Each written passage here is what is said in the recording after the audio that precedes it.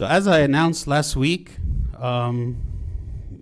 today I want to present on behalf of the board and myself the work that we've been doing to consider what is the next phase of St. Paul. So for those who might not be aware, St. Paul, we started in January of 2016. We started praying on Saturdays, renting out a Lutheran church in Sugar Land, and we stayed there for about a year and a half, while at the same time we were looking for properties to purchase in order to build a church that we would then be able to use on Sunday. So we started in January 2016. By July of 2017, thank God, we had purchased this property, we had renovated it, and we started to pray here the first liturgy. I believe it was July 2nd, 2017. We purchased this property that we're on. This building used to be a restaurant, and we renovated it. And we also purchased 7 acres of land, which is immediately behind the property that we have now, with the idea that this land would be used in the future in order to expand the church and to build on the church. So we have been speaking with the bank, we have been speaking with architect to try to get more information, also a realtor, to get more information about what is it that we would have to do in order to be able to start to build on this land and what it would look like exactly. So what I want to present to you today is our findings. What is it that we're planning to do? What does the final project look like? What is the first phase that we're going to be able to accomplish? Because we're not going to be able to build everything at once. What is the first phase? How much that's going to cost? And what type of donations are we going to need to have in order to make that happen in the future? Okay, so what is the master plan of the project? So this is an overview of the land that we have. Highway 6 here is on the left side, and you can see here this is our current property. This is what we're on now. This is 2.5 acres. Immediately behind it, there's a motel that was built. You can see it if you're looking in the parking lot this way. You'll see the motel over there, and then behind it, this is the property that will be used for construction, which is 7.2 acres, as I said. This here is what the master plan looks like in an isometric view. You can see here the top right there, so you can get a kind of a sense of how this is looking, is like the Highway 6 is over there on the right, and the motel is immediately adjacent to our property. And then you have our property. The other street, which is down this way, it's called Adek-Satsuma Road. This is this road here that you see on the right side. So there will be a church, obviously. This will be the church, and I'll talk more about the details of each of these buildings. There'll be a youth academy building. This is the building that would be primarily for the youth academy classes. It will also have some other things in it, but this will also serve as the phase 1 building. So essentially the plan is that we would, after raising the amount of money that we need and being able to secure the loan, we would build this one building, okay? And this building will be configured to essentially have all of the things that we need as we have now. So we'll have the church, a temporary church there. We will have classes for the kids, and we will have a dining hall and everything else like kitchen, AV, and everything else that we need, because this will be the entire church building will be this building initially. Okay, this building is about 20,000 square feet, which is double the size of the building that we have now. So it will definitely be larger than what we have, and this is where we would start. The fellowship hall ultimately will be here in the middle. There will be a service building, which will include an indoor gym, sleeping quarters, game room. There will also be this detention pond on the bottom left. So we need to have a detention pond that's quite large. The requirements for detention, which is the amount of space that we need to collect rainwater, is large. So instead of making it just a big ditch, we thought we can make it look nice by having actual lake there. So that's what that is. There will be outdoor soccer and basketball playground over here. And then, God willing, and one of the big kind of visions and dreams that I have about the future is that we would have a school. Many parents, many people who are parents realize the kind of the problems that are happening in schools nowadays and the types of things that our kids are being taught, the very ungodly things that they're being taught. More and more we're finding that the public school system is not adequate for our needs in terms of the kinds of things that are being taught to our kids that is counter to our faith and our beliefs. And one of the ways that we can help counter this is by having schools Coptic schools, not just in Houston, but in other places, that we can enroll our kids in to help keep them safe from this environment. You know, we put our kids into school, and they spend like 40 hours a week in school, but then they come to Sunday school and they spend 1 hour. You know, it's very hard in the 1 hour education that we give our kids on Sunday to counter the 40 hours of education. And then on top of that, of course, the media and the social media and everything else that they're exposed to during the week.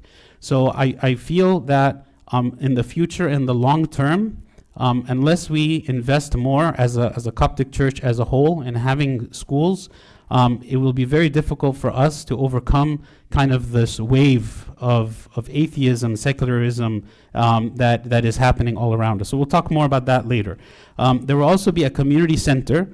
The community center is essentially a facility that allows us to serve the community. So for instance, if we were going to have a service for homeless or underprivileged people, or if we wanted to have a free clinic, or we wanted to have anything that serves community, it would be in this building. It would be specifically for this. Here's another view from the other side. So you can see the church there on the right. Another view as well here.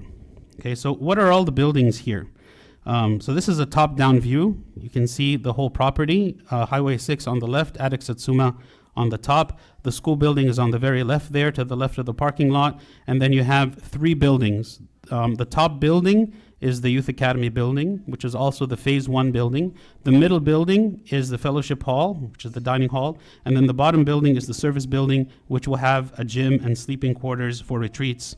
And then on the right there, of course, is the church. So the church is shaped like a cross. It has a 6,200 square foot nave, which would be accommodating for 450 people. Sanctuary is 900 square feet, 1,000 square foot vestibule, 2 communion rooms, cry room, office, conference room, all the stuff you would expect to be in the church. The most important thing here is, like, as far as capacity, it will be for 450 people. This multi-purpose hall, so this is again the final plan, the final master plan for the whole property. The multi-purpose hall, this would be primarily the Youth Academy building. It's a 2-story building. It will have 12 Youth Academy classes, and it will have a game room. Administration-wise, there'll be a bookstore, and there'll be office, conference room, AV room, and other administrative rooms. It'll also have a small church, a chapel, that could hold 84 people. And when I spoke to His Grace Bishop Yusuf about the idea of doing the school, he suggested that as a way to start this is, prior to actually building the school, is to have a working daycare program. And this will help to see whether there is enough interest and financially in order to be able to build the school. So when we are going to build the Youth Academy building, we are going to build it, God willing, according to the code of daycares. There are certain codes, there's certain ways that you have to build it, there's certain things having to do with the air conditioning system and other things. So in order to provide that and to make it easy for us to take that step eventually, I'm not saying that it's going to be used as daycare immediately, but in order for us to kind of prepare for that step, it will be kind of a dual purpose. It will be built, of course, as Youth Academy classes as we are used to on Sundays, but it can also function during the week as a daycare for when we reach that point. It will be built in that way. The service building will also be a 2-story building. It will have an indoor gym, game rooms, locker rooms, sleeping quarters for 120 people, and laundry room. Again, this can provide for overnight retreats that we would have in the church. The fellowship hall is a 1-story building, and there will be 2 cafeterias, two places for eating actually in this. There will be one that will be dedicated only for the kids, and there will be one for the adults. That way the kids, after church, they will go with their servants to a place that is specific for them and according to their needs, and this will be a place where they go, and the adults will go to a different place, which will be the adult fellowship hall. Each of them will have a capacity of about 250 people. The community center building, which will be part of and dual use with the school, be 5,600 square feet. And like I said, this can be used for serving the homeless, a medical dental clinic, and there will be a reception, administrative offices, and other space there that can be used for miscellaneous things. Outdoor improvements, there is a very large soccer field. There is an outdoor basketball court in addition to the interior indoor one that's in the service building, 190 parking spots. There's a playground and there is a wet detention pond. And I mentioned also the school, which will be 30,000 square feet, and it will be capable of having all grades from kindergarten through 12th grade with cafeteria and auditorium and other things that you would expect a school, of course, to have. So that is the master plan. What we envision that we would use the entire land for, the 7.2 acres, ultimately in the future. So what is our plan today? What are we planning to do now? We're planning to build the phase 1 building on the land that will accommodate our current needs. Remember, the phase 1 building will eventually become the Youth Academy building that I mentioned, but as a first step toward reaching that ultimate master plan, we will build it and we will configure it so that we can use it instead of this building. So the first step would be to acquire the loan to build the phase 1 building, which will include the church, the Youth Academy classes, the dining hall, and as I said, it will be about double the size of the facilities we have now in this building. Then we would completely move to the new building and start using that one. Then we would sell this property. And the reason we would sell this property is 2 reasons. Number one, it's very far away from the one behind us because it's quite a large distance. And also there is no connection between us and there. The motel that is in between makes it so that there's no way for someone without a car to actually go from this location. You have to take a car, go out on the road, and drive down Adak Satsuma to get to the property in the back. So it's going to be very hard to utilize both buildings at the same time, on the same day. For instance, you couldn't really use this building as a Youth Academy building because the kids would have to walk all the way from that side all the way this way, which would be quite a long walk for them. The second reason, of course, is that if we don't need this building anymore because we have very ample facilities over there, then by selling this, right now our loan on this property is $2.6 million. So imagine if we were able to sell this building for more than that, we would be able to pay off this loan, and of course we would be able to have even more money, which we could probably sell for more than 2.6. So we could use that toward the property over there, and we could use that to pay down the loan, we could use that to build more buildings over there. So we would sell this property, and then afterward, we could build the church, the final church over there, as well as other buildings, and eventually convert the phase 1 building that we were in to the final configuration, which is more Youth Academy classes there. So that's kind of our plan. The plan is acquire the funding, the donations that we need, build the phase 1 building, sell this building, and then and we would have moved everything over there before we continue any kind of construction. So this phase 1 building, what will it include? It will have a 20,000 square feet total, which is, like I said, double of what we have now. It will have a church with a capacity of 330 people. This church here is about 180 people capacity. So this one is almost double the size of the church, a little less than double. It will have communion rooms. It will have baptism room, cry room, Bethlehem for making the Orban. It will also have a dining hall that can hold 250 people with a kitchen. It will have the Youth Academy classes, a game room, administrative rooms, and then it will also have, there'll be the playground, the soccer and the basketball courts is something that can be built out even in the phase 1 so that kids can have access to those things from the beginning. So when we're talking about what we're trying to do today, what we're trying to raise today to do what? It's this. This is the first phase. This is the first step. This is what we are trying to do. I do want to mention that, okay, never mind. I'll get to that. So if you look at the donations that we have been receiving, so if you make an analysis of donations that we have received all the way this year from January through August, okay, the church has 132 families right now, okay? Out of those 131 families, we have received donations from 70 of those families, at least one donation this year, since the beginning of the year all the way through August. So that's about 53% of the church. So the remaining 47% of the church, we haven't received any donations from. These are the people that are actually on our church list as being members of St. Paul. We have received, because we received donations from people that are outside the church as well. So we've received a total of 114 donations from 114 families total, right? 70 of them from St. Paul, and the rest of them outside of St. Paul.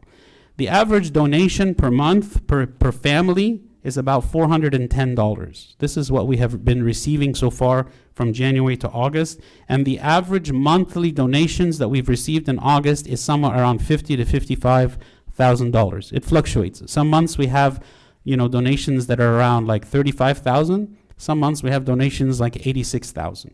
So on average, if you average all out this year, from January to August, we've have about 55,000 or so donations per month total.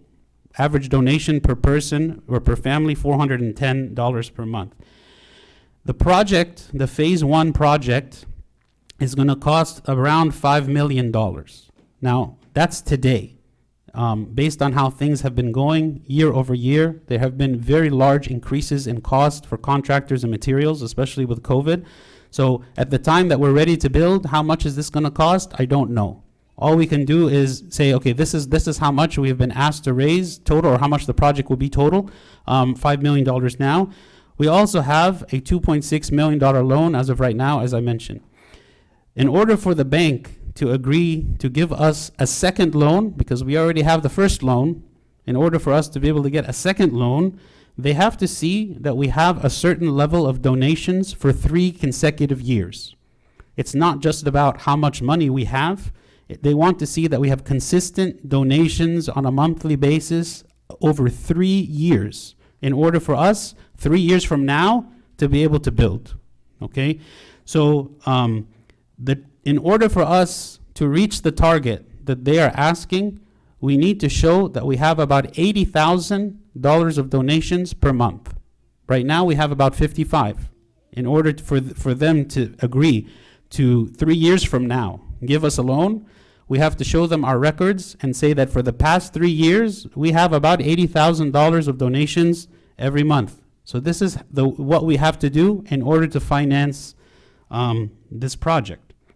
So again, currently we have 55, we need to target 80, which means we need an additional, per month, $25,000 of donations, which is about a 45% increase. So in order for us to do this, obviously there's an increase there. In order for us to do this, and considering that 70 out of the 131 families at St. Paul donates, I believe if all of us commit to tithe, and I'm not asking people to pay something that is above your tithe or well above your tithe. I'm not asking anyone to strain their finances for this, because this is not a one-time fundraiser and it's done. This is a monthly donation that we are donating to the church, and God is the one who asks us to donate 10% at a minimum to Him. If all of us donated at this minimum of and tithing of 10%, then I believe that we can meet this goal. I believe we can meet this goal, because right now we have half the people of the church donating and the other half are not donating. So if we get half of the money with half of the people donating, and then you can say, well, maybe we can even get double what it is that we are getting now if everyone is tithing, okay? So if everyone tithes, this is very important, because we have to sustain this not only for the next 3 years, because after, of course, we get the loan, now we have to pay it off. So we have to continue to tithe regularly month after month. And if after 3 years from today, they see that we are meeting this target, then we can begin construction, God willing, in 2025. The church keeps growing, and even especially the kids in the classes. In some of the classes are getting too small for the kids. And we might even need to get portable buildings at some point. So even though the church might not be at the point of overflowing right now, but we are trying to plan for the future. By the year 2025, what is it going to look like? So in summary, the church will continue to grow. We have to increase our monthly donations to $80,000 per month, which means that we need sustained increase in donations by 45% of what we have now. And we need all families to commit to tithing each month so we can begin the phase 1 building in 2025. And this verse, came to mind, very beautiful verse about tithing, when God is saying, bring all the tithes into the storehouse, that there may be food in my house. And try me now in this, says the Lord of hosts, if I will not open for you the windows of heaven and pour out for you such blessing that there will not be room enough to receive it. We believe that God gave us the gift of the church as the ark of salvation to protect us from the flood that is in the world. And anyone who is following the news and following what is happening in our society, we realize and understand more and more each day how important the church is for all of us, for our salvation and for our children. And this project is not about building pretty buildings. This project is about providing for the salvation of our congregation, as well as providing for the salvation of the world and all the people that we are called to bring into the house of God. And God promises here that whatever we give to him, God will not forget, and God will compensate us. And so I wanted to present this to you, because we've been working on this for quite some time, so that we can think about what is it that we are looking for, what is it that we want in the future, how is it that we can make this to happen. God willing, we trust and believe in the grace of God can make this happen. Just to go over the donation options, okay, I mentioned this every week. There's several ways you can donate to the church. You can use your bank if you want to make a recurring donation. You can use your bank to specify bill pay, where essentially will mail us a check on a monthly basis to the church, and we receive it here at the church. Also, you can manually, of course, write a check or donate cash and put it in the 2 donation boxes that we have. These 2 options, and the third one as well. If you have Zelle is a feature that many banks support. You can transmit electronically money directly into our bank account by using our name and email address, which is here on the slide. These 3 options, there is no overhead. There is no transaction fee. 100% of the money that you donate goes directly into the church. The 4th option is also available, and it is a convenient option, which is to donate online through our website. This option, the money also obviously comes to our bank account, but there's a 3% overhead that's associated with that.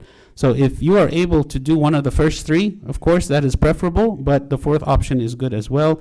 Also, if you use Amazon a lot, they honestly don't give that much, but if you use Amazon, you can use the Amazon Smile program, and you can specify St. Paul Coptic Orthodox Church exactly like it's spelled on the slide. If you don't spell it exactly like this, even with the word saint spelled out, it won't find it. Spell it out like this, and then a certain percentage of all of the purchases you make on Amazon will also come to the church. So I just wanted to present all this information to you.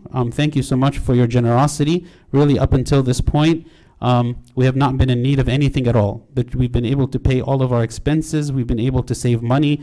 God has provided everything for us. And I always tell people, I don't know of any church that has gone from renting to having purchased a property and renovated it and started to use it in full time in only a year and a half. There are some churches that this takes a decade, right? So thank God, God has been very generous to us, and I know he will continue to be. God bless you.